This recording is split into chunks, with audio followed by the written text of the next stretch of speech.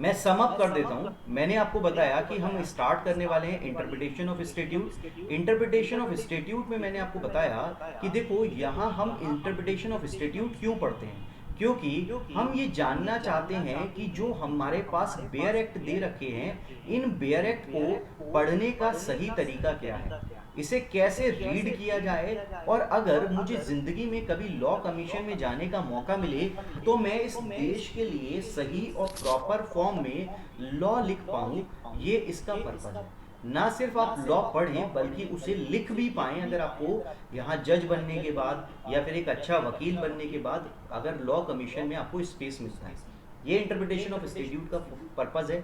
इसके अलावा जितने भी बेयर एक्ट हैं हमेशा आपने देखे होंगे एक यूनिफॉर्म वे में ही लिखे हुए हैं, यानी कि सेक्शन लिखा होता है, सेक्शन के अंदर कंटेंट होता है, इसके अंदर इलस्ट्रेशन होता है। ये क्यों ऐसे लिखा गया है? क्योंकि सर जितने भी लॉ लिखे जाते हैं वो कहीं ना कहीं इंटरप्रिटेशन ऑफ स्टेट्यूट को फॉलो करते हैं। इसके बाद मैंने आपको बताया कि भाई आपने देखा होगा सेक्शन में बहुत सारी जगह लिखा होता है एक्सेप्ट एज अदरवाइज प्रोवाइडेड। इसके अलावा देखा होगा आपने वर्ड लिखा होता है सेव एज अदरवाइज प्रोवाइडेड। आपने इसके अलावा वर्ड देखा होता है nothing with nothing in this section. इसके अलावा आपने वर्ड देखा होता है not with standing in this section. आपने इसके अलावा वर्ड्स देखे होते हैं डायरेक्ट सेक्शन स्टार्ट होता है प्रोवाइडेड डेट से, जैसे कि नथिंग और नॉट विद स्टैंडिंग के बारे में मैंने आपको सेक्शन 482 सीआरपीसी रेफर किया।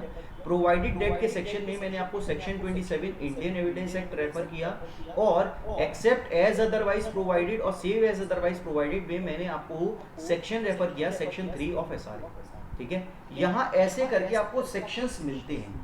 इन सेक्शंस को मैं कैसे मतलब निकालूं? भाई आप मुझसे बोलोगे कि सर मेरे सामने लॉ लिखा हुआ है, आप मुझे पढ़ा दोगे तो मैं मतलब निकाल लूंगा। मैं कहता हूं आज तो मैं आपको पढ़ा दूंगा, आज तो आपके सामने सुप्रीम कोर्ट के जजमेंट हैं, बट सपोज करो आपके सामने लॉ पास करने के बाद, जब आप एलएलबी पास कर लेते हो, जब आप जुडिशरी के एग्जाम को क्वालिफाई कर लेते हो, तब उसके बाद आप क्या बन जाते हो? एक अच्छे पर्सन, एक अच्छे नॉलेजेबल पर्सन बन जाते हो लॉ में। ठीक है, तो आपके सामने अगर कोई नया लॉ आ गया, जैसे कि इंसॉल्वेंसी बैंक्रप्सी कोड आ गया 2016, ठीक है, लेबर कोड आ गया 2018, इसके अलावा सपोज करो कोई क्रिमिनल कोड आ गया नया जो आ गया 2025, आप मुझे बताओ क्या दोबारा से कोचिंग करोगे, दोबारा से चीजों को जानोगे?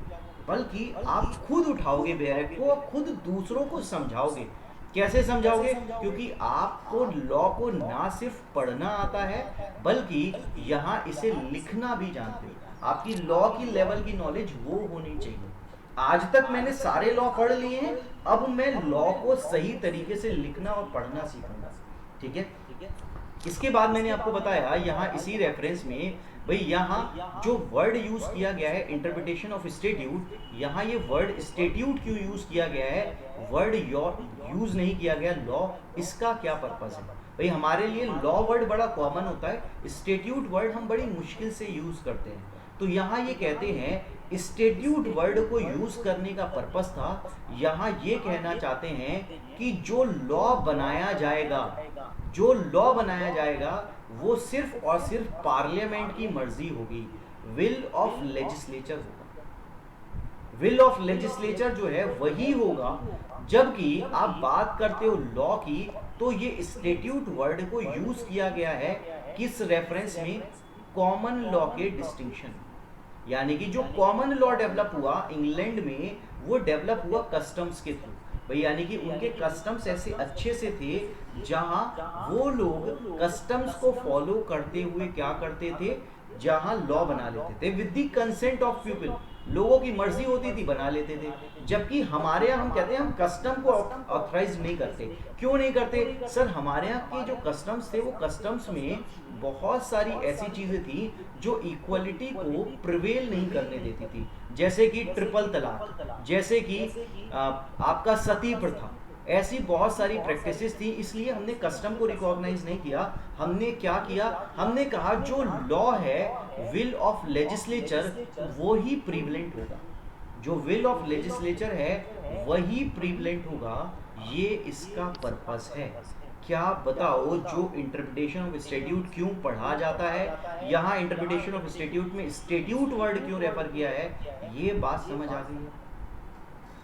जी सर।